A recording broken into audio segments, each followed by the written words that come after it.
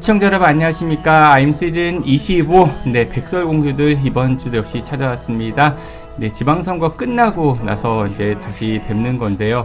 오늘은 네, 축하할 일이 있는 분이 이제 출연하시는 날입니다. 네, 먼저 그분 소개하기 전에 네, 오늘 또 시사정책연구소 공감에 안필용 소장 나오셨습니다. 어서 오십시오. 네, 안녕하세요. 안필용입니다. 네, 뭐 잘 지내셨죠? 네.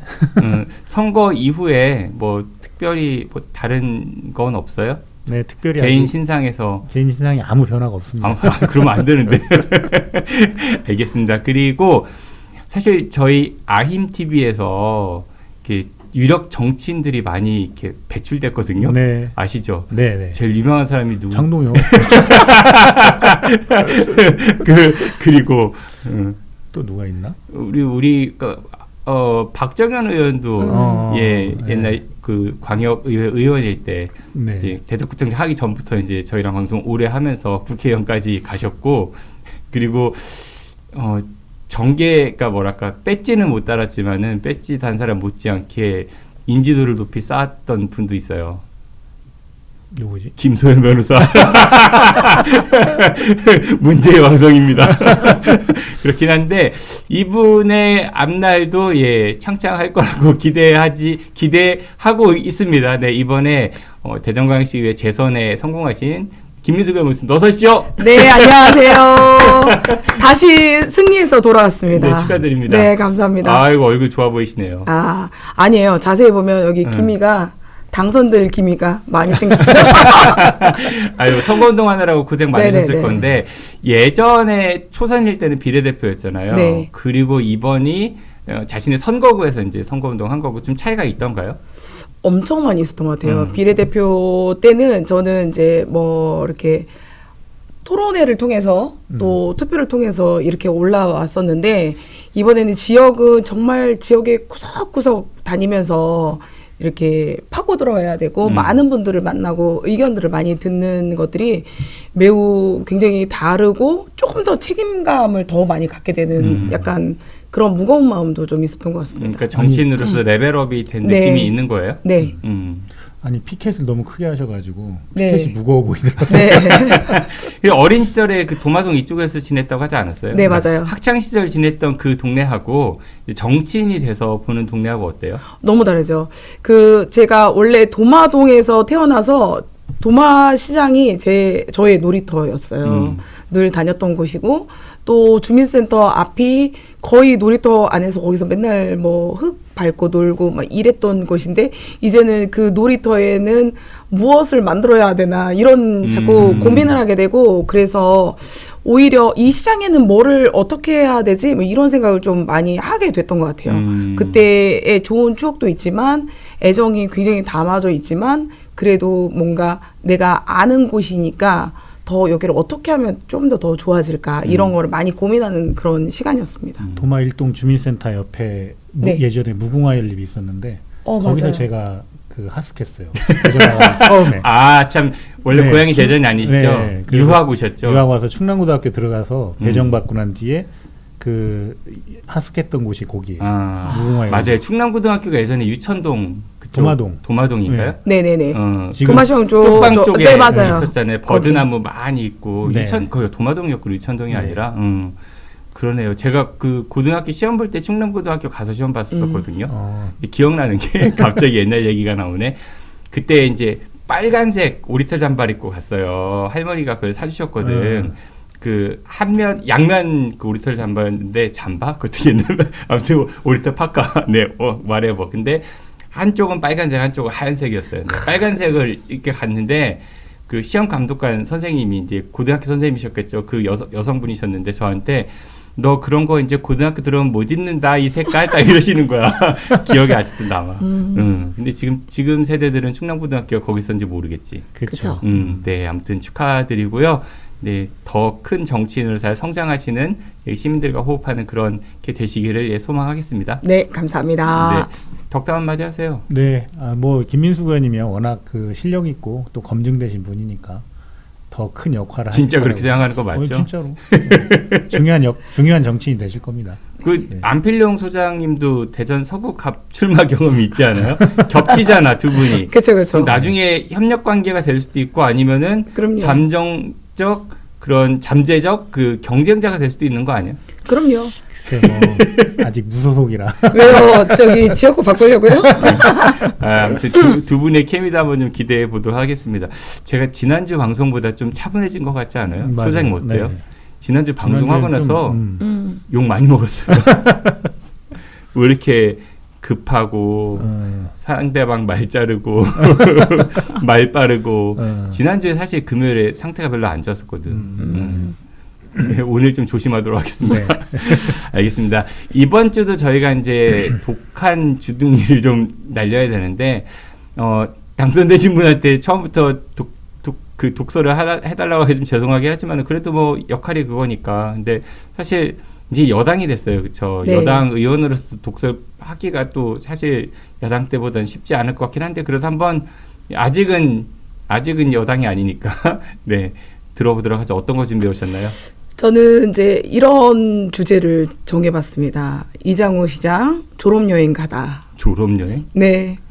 그 이번에 6월 22일부터 UCLG에서 모로코에서 하는 행사를 또 이장우 시장께서 가신다고 하더라고요. UCLG라고 하면은 그 세계 지방정부 연합이라는 이제 비 뭐라 그러죠? 그런 거를 일종의 그것도 NGO 개념으로 봐야 될까? 네. 아니 NGO는 아닌 거죠. 아니고요. 그 지방 정부간 연합이니까 전 세계에서 공공성 있는 연합이라고 보는 게 맞죠. 그 유엔에 소속돼 있거나 이런 건 아니니까. 그런 건 아닌 독자적인 거고. 연합 기구.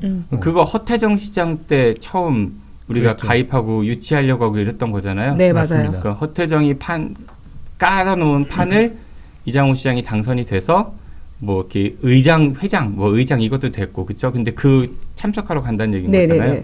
그 허태정 시장도 떨어지고 난 뒤에 그 총회가 있었는데 그때 안 갔던 걸로 기억이 나는데. 그러니까 저는 뭐 갈 수 있다고 생각해요. 임기가 있으니까 남아 있으니까 갈 수 있는데 사실 그런 겁니다.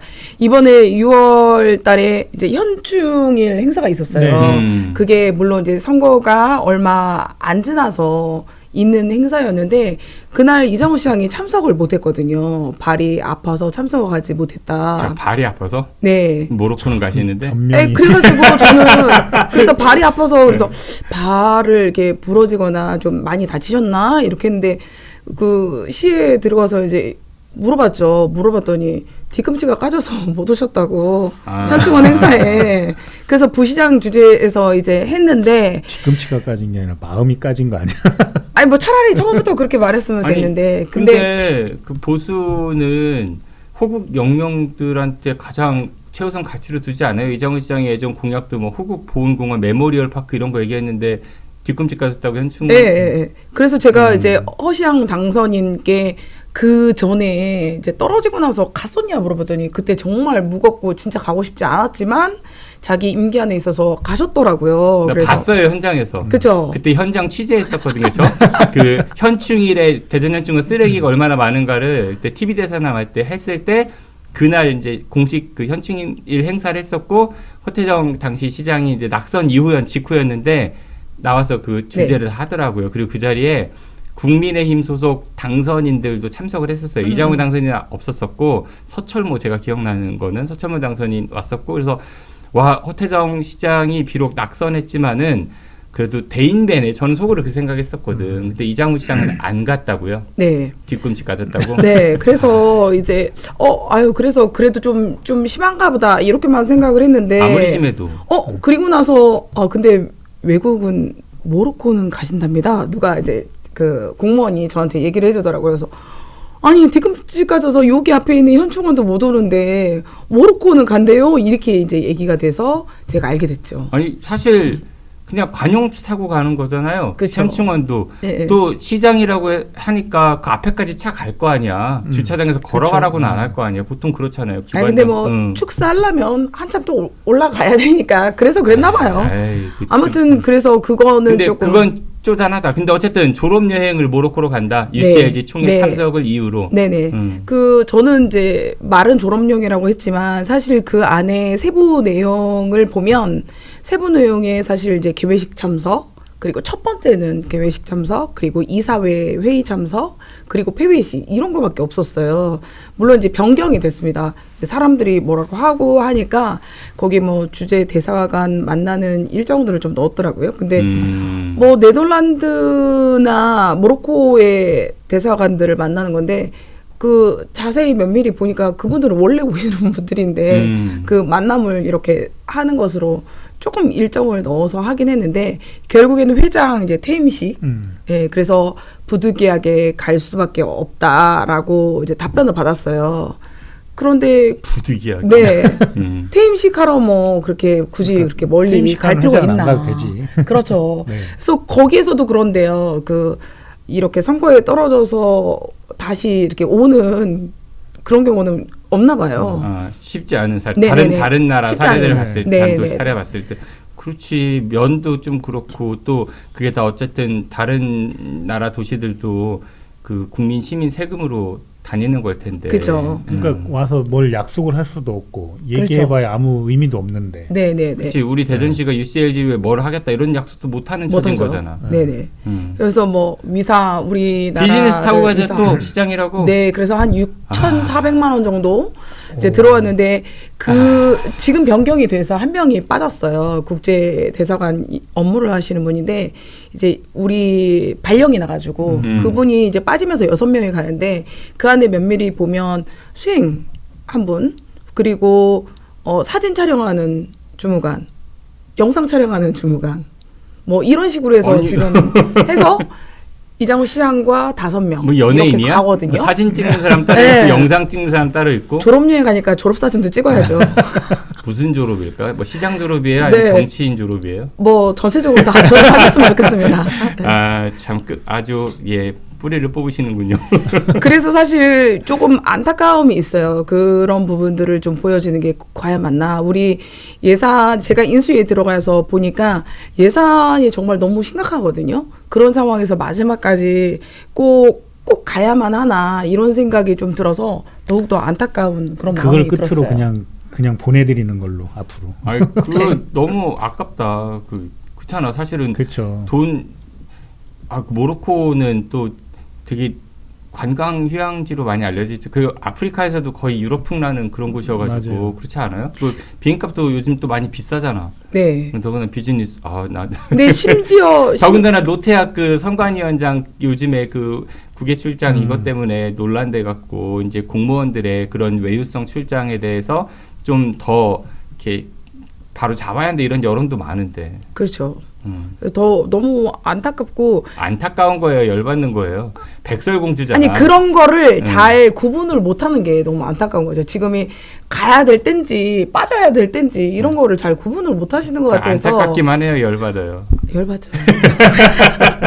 열받죠. 아깝고 네. 화딱지나고. 정치를 졸업시켜드려야 되겠네. 이번 네. 계기로. 그래서 이번 계기로 보내드리고 졸업 여행 끝. 아니 인수위 계시죠, 인수위에 네네네. 무슨 분과 맡으셨죠? 네, 저는 자체 행정분과. 근데 인수위 발표나는 거 보니까 대전시 재정이 5천억 원 이상이 일단 적자이고 또 뭐 트램은 특히 뭐 이제 2028년 개통은 거의 불가능하고 30년은 돼야 될 것 같다 이런 얘기들 굉장히 많이 나오는 것 같은데 저희 지난주에 인수위 얘기했었거든요. 근데 요는 뭐냐면은 이제 지난주 나왔던 얘기, 저희가 이제 했던 얘기는 인수위가 지난번 이장우 시장이 당선됐을 때처럼 세게 드라이브를 걸 것이냐 아니면은 다른 방향으로 갈 것이냐 이거 좀 잘 지켜보자 이런 거 하나랑 이제 저는 인수위가 어떤 업무를 인수받는 게 주가 돼야지 이게 감사위원회도 아닌데 막 파헤쳐가지고 그렇게 가는 것 좀 문제가 있지 않을까라고 저는 이제 얘기를 했었는데 이제 이후에 인수위에서 발표하는 거 보니까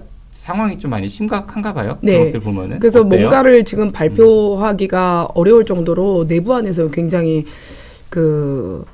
더 면밀히 보면 더 심각한 부분이 있어서 뭐 다음 주에는 중간 브리핑이 있을 예정이고 지금 어떻게 이 문제를 풀어가야 될지에 대한 사실 답이 없고 앞으로 어떻게 그림을 그려가야 될지에 대해서도 굉장히 고민이 많은 시기인 것 아직 같아요. 발표 전에 한 가지만 좀 알려주세요. 이게 이제 편집할 수 있으니까 제가 민감한 거면은 삐 처리는 어떻게 할 테니까 하나만 알려주세요.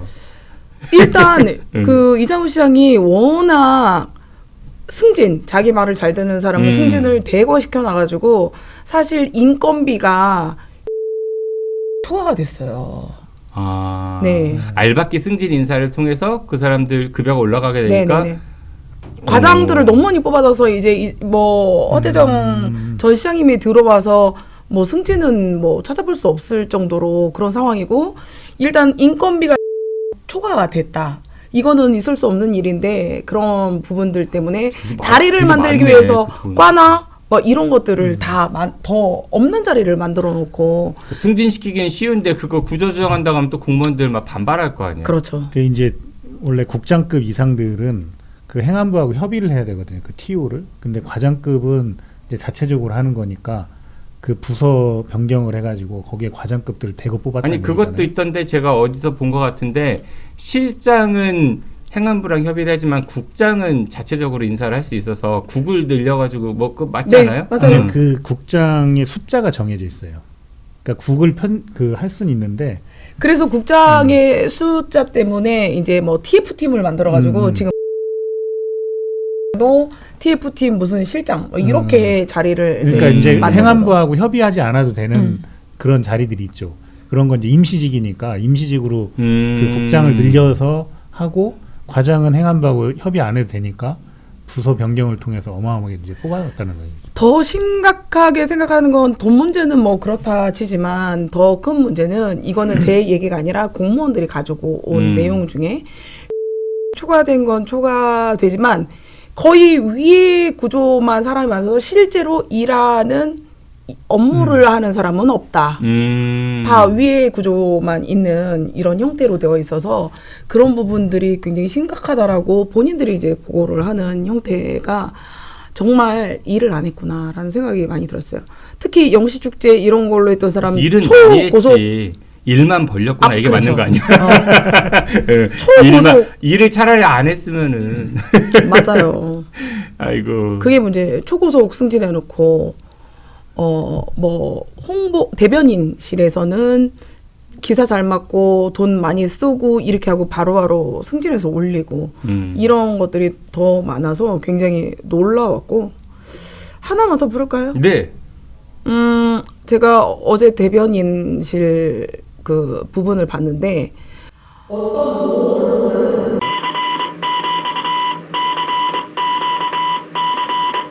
이장우 시장 때 뭐 서로 이제 생각이 달라서 우리가 이제 이게 옳고 그름보다는 어떤 게 좀 더 나는 낫다라고 판단한다 이렇게 얘기하는 건 우리가 뭐 어쩔 수 없다 쳐도 아닌 건 아닌 거잖아요. 근데 너무 아닌 거 잘못된 것들이 좀 꽤 많이 있어가지고 참 근데 뭐 아까 말씀하신 대언론관도 그랬었고 재정 문제는 특히 뭐 걱정이 됩니다. 정말 심각합니다. 그러니까 민선 9기가 출범하면은 사실은 민선 7기 때 시민들한테 보여줬던 모습이 썩 그렇게 만족스럽지 못한 측면들이 많이 있어가지고 물론 뭐 이제 윤석열 대통령이 당선 영향도 있었겠지만은 그런 부분도 있었을 것 같아요. 그러니까 그때의 교훈을 잘 삼아서 민선 9기는 좀 더 나은 방향으로 갈 수 있도록 의원님이 이제 의원이시니까 네. 좀 견인한 역할을 좀 많이 하셔야 될 것 같습니다. 네네네. 들어가서 사실 이제 의원의 역할은 뭐 감시하고 견제하는 그런 역할들이 사실은 주가 되어야 되는데 우리 같은 여당이니까 뭐 똑같이 거수기 노릇할 거 아니야? 뭐 이런 얘기를 사실 주변에서 많이 얘기하고 저희 민주당이 굉장히 많이 들어왔기 때문에 더더욱이 그런 얘기를 많이 하시는데 사실 뭐 비판해야 되는 거 비판해야 되고 또 도와드릴 수 있는 것들은 정책적으로 도와드리고 제도적 뒷받침해야 네네네. 하고 아닌 거는 네네. 근데 도와드릴 수 있는 게 있나 예산이 없으니까 그런 약간 막막한 그런 마음이 듭니다. 거수기가 아닌 민수기로 되는 네. 걸로 하고 네. 민선 7기 그 8대 때 그런 일이 있었거든. 그 민주당 21명 그다음에 그 당시 뭐 자유한국당 1명이었잖아요. 네. 우회자 의원이었나. 네, 네. 그때 현충원에 무슨 행사 가는데 우회전만 그 버스를 안 태우는 사건이 있었어요. 그런 짓은 하지 마세요. 혹시라도, 그게 잘못된 겁니다. 원래는 이제 민주당만 가는 거였는데 그분이 민주당끼리 가는 거였는데 민주당 행사인데 민주당 행사였어요. 현충원 그랬어요? 가는 게 민주당 행사. 그럼 태워주지 그래도. 아니 거기 가면은 민주당만 있다니까. 그럼 어때? 그럼 본인이 와서 내가 그렇게 느끼게 하지 그럼 차라리. 그래서 당황스러워서 안 태워드렸던 건데 예, 그런 오해가 있었던 것 같아요. 그런 오해라도 안 맞도록. 알겠습니다. 네, 김민석 의원의 이야기 들어봤고요. 이번에는 안필영 소장님 얘기 들어볼까요? 네. 네, 제가 갖고 온 주제도 역시나 이제 대전시 인사와 관련된 얘기인데 그 소위 이제 엽관제라는 제도가 있어요. 엽관제? 엽관제. 그게 뭐예요? 이게 이제 그 단체장이 바뀌면 그 따라가는 인사들을 전부 다 이제 자기 캠프 진영에 있었던 사람으로 쓴다든지 이렇게 자기 사람으로 쓰는 제도. 제도는 아니고 그런 관행이죠. 일명 낙하산 무대 뭐 이런 거. 네, 근데 이게 그 원래 이제 시작은 미국에서 시작을 했는데 승자에게 전리품을 나눠주다 뭐 이런 취지 이런 뜻이었대요 원래. 그래서 그 대통령에 당선된 당에서 그 임명직으로 할 수 있는 게 한 2만 몇천 개 정도 된다고 그러더라고요. 근데 그거를 미국이 다 가져가는 거죠. 그 이긴 정당에서. 그래서 이제 싹 바뀌는 이런 구조였는데 과거에는 이게 이제 민주주의의 확장이라든지 아니면 이게 이제 정권이 바뀌는 뭐 이런 과정들을 보여주기 위해서 민주주의의 확장이라든지 아니면 정권 교체의 정당성 이런 것들을 강조하기 위해서 이 엽관제도가 실시됐었다고 그러더라고요. 근데 미국에서도 이게 너무 정실 인사라든지 보훈 인사 이런 문제가 생기고 밀실 인사. 그렇죠. 그리고 전문성 없는 뭐 이런 것 때문에 낙하산. 네, 그래서 미국도 상당히 많이 좀 고치고는 있는데 그래도 미국도 여전히 이 문제를 안고 있잖아요. 그래서 이제 지난번에 민선 8기가 들어서면서 민선 7기에서 임명했던 기관장들의 임기가 남아있는데 그걸 내쫓기 위해서 엄청나게 감사도 하고 압박을 해서 결국에는 다 내쫓았잖아요. 그 다 내쫓고 난 뒤에 이장우 시장이 그게 이제 열받으니까 그때 시장과 그 산하기관장들의 임기를 일치시키는 조례를 만들었잖아요. 맞죠? 맞아요. 네. 그 일치시키는 조례를 만들어서 이제 이번에 첫 시행을 하는 거잖아요. 민선 9기에. 그래서 이미 이제 11개 기관은 이제 나가게 되는 거고, 그리고 상위법에 저촉을 받는 공사공단이라든지 또 3개 기관이 있더라고요. 그래서 그 7개 기관은 이제 그 조례에 적용을 안 받는데, 결과적으로 이제 그걸 맞추기로 했기 때문에 나가는데, 이게 그 엽관제로 완전히 그냥 그 가져가라 이런 취지일 수도 있는 거죠. 근데 이게 이제 장점과 단점이 있어요. 장점은 책임 정치라고 하는데, 근데 사실은 이 책임 정치가 시장의 그 정책적 방향이나 정치 철학을 산하기관들이 구현할 수 있나? 라는 생각이 드는 거죠. 아니 일단 시장에 그 시정 철학이 하나 생기면은 네. 거기에 따라 운영될 수 있는지 이제 그 말씀하시니까 저도 며칠 전에 라디오에서 그 얘기했었는데 산하기관이라는 거는 그러니까 시민들에게 더 나은 행정 서비스를 제공하기 위해서 만들어진 어떤 특화된 전문 기관 아니에요? 맞아요. 그러면 그 기관을 운영할 사람들은 그 해당 분야의 전문가가 하는 게 맞겠죠, 그렇죠? 맞죠. 그렇다라고 하면은 그 시장에 그 선거를 도왔던 그 풀 안에서 그런 전문가들이 있을 거 아니야. 그런 사람들이 가서 일을 하면은 그거는 아까 말씀하신 엽관제의 긍정적 측면이 될 수 있을 것 같은데. 그렇죠. 그 실제 현상을 보면은 그 풀 안에 전문가가 아니라 풀 안에 사람들이 그냥 가서 막 꽂히는. 그러니까 실제로 민선 8기 때 이장우 시장은 본인들 선거 캠프에 있었던 사람들을 다 꽂았잖아요. 나는 그러니까 민선 7기도 뭐 비슷한 거 많았지 사실은. 그렇긴 한데 왜 째려봐요. 맞잖아. 그런데 민선 8기가 좀 더 도드라졌지. 네. 그쵸. 그 말도 되게 웃겼어. 사실은 디자인진흥원장은 시인이라 감성이 풍부해서 그 다음에 그 뭐죠 예술의 전당인가 그분은 공무원 출신 아니었어요? 어디가 시립미술관인가 미술관이 공무원 출신이었나? 아무튼 누구는 공무원이라 행정을 잘 알아서 그리고 또 누구는 정치를 해봐서 뭐를 잘 알아서 누구는 언론인 출신이다 뭘 잘 잘 알아서 알았어. 그러니까 거기에 갖다가 핑계들을 막 딱딱 대는 게 너무 유치하더라고. 그 정도로 심했었죠. 네, 그래서 이제 민선 국기에게 이제 그 과제가 생긴 거죠. 이 똑같이 이 역관제를 통해서 정실 인사를 할 거냐, 전문가를 할 거냐 이런 이제 과제가 있는 건데 사실은 11개 기관이 동시에 그만뒀기 때문에 그러면 11개 기관을 채우는데 이걸 순차적으로 채울 수도 없고 그럼 사람이 준비돼 있어야 되거든요.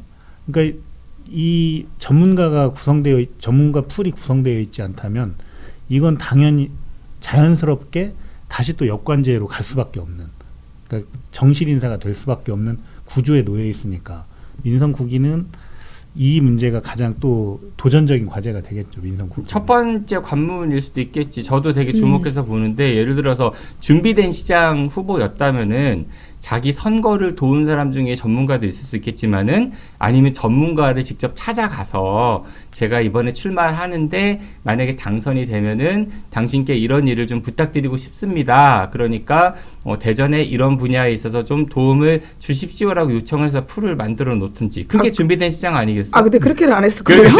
내가 생각해도 그렇게 안 했을 것 같고 네. 지역에서 고만고만 선거 돕는 사람 중에 활동하는 사람 이미 상당수는 내정돼 있지 않을까? 글쎄 뭐 거기까지는 제가 잘 모르겠는데 그래도 뭐 네. 민선 8기처럼 그렇게 하지는 않을 것 같고 주변에 그래도 좀 전문성이 있는 사람들을 추천하거나 이런 것들은 많이 듣는다고 들었어요. 네, 그 전문성도 사실은 무슨 교수 뭐 이런 타이틀 뭐 제가 교수님들을 무시한 건 아니지만은 그게 전문성을 다 담보한다고 생각지도 않아요. 사실 교수 타이틀 가지신 분 그럼요. 중에 실제 그 분야 전문가 아닌 분들도 너무 많지 않아요? 특히 그쵸. 방송이나 언론 나오시는 분들 중에서 뭐 예를 들어서 뭐 정치 관련된 거를 전공하신 분이 아님에도 불구하고 나와서 정치 평론을 하신다든지 아니면은 뭐 비록 뭐 행정 이런 걸 전공하셨어도 나는 좀 궁금해. 이런 분들이 과연 제가 요즘에 조사하고 있거든요. 좀 공부를 하고 있는데 알죠? 안필로서 대충 알죠? 네. 그러니까 무슨 얘기냐면은 막 정치 전문가로 나와서 막 해. 근데 이분이 과연 그러면 1년에 논문을 몇 편을 쓸까 관련해서 정치 관련해서 정치학 관련해서 아니면은 학회 활동은 과연 얼마큼 할까?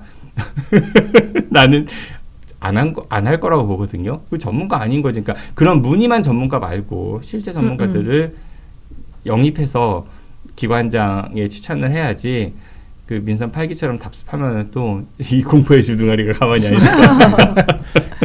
이렇게 이제 그 정실 인사를 하다 보면 이제 그 산하기관들의 전문성, 독립성 이런 것들이 문제가 생기거든요. 근데 사실은 그 분야에 조금 그 관심 또는 전문적인 연구를 했던 사람들이 들어오면 그 기관을 어떻게 발전시켜야 될지 이런 것들에 대한 툴이 있을 텐데 그리고 그거를 반영을 할 텐데 그런 부분이 없어지는 게 큰 문제인데 예를 들면 이제 민선 7기 때 도시공사 같은 경우에는 도시의 개발과 관련된 사업들을 해야 되잖아요. 그러려면 이 도시공사가 자체적으로 자본금이 좀 있어야 되는데 수익이 나면 이 수익을 전부 대전시가 배당을 받아와 버려요. 그러면 도시공사는 수익이 나면 배당해주고 나면 자본금이 안 쌓이니까 그럼 다른 개발 사업을 못 하는 거죠. 그러면 이 기관이 독립적이고 좀 전문적으로 그런 부분에 관심이 있었다면 이 자본금을 쌓는 일을 굉장히 많이 했을 거란 말이죠. 그러니까 그게 지금 민선 8기를 거치면서 도시공사가 지금 해야 될 일이 많을 텐데 도시공사는 자본금을 얼마나 쌓았느냐. 대체적으로 개발 사업을 하려면 개발 사업의 10% 정도를 자기 자본으로 갖고 있어야 되거든요. 그러니까 예를 들면 자기 자본이 100억이면 1000억짜리 사업을 할 수 있는데 근데 자기 자본이 아마 도시공사 그렇게 안 될 거예요. 지금 도시공사는 대출 받아서 우리 시를 꺼졌어요.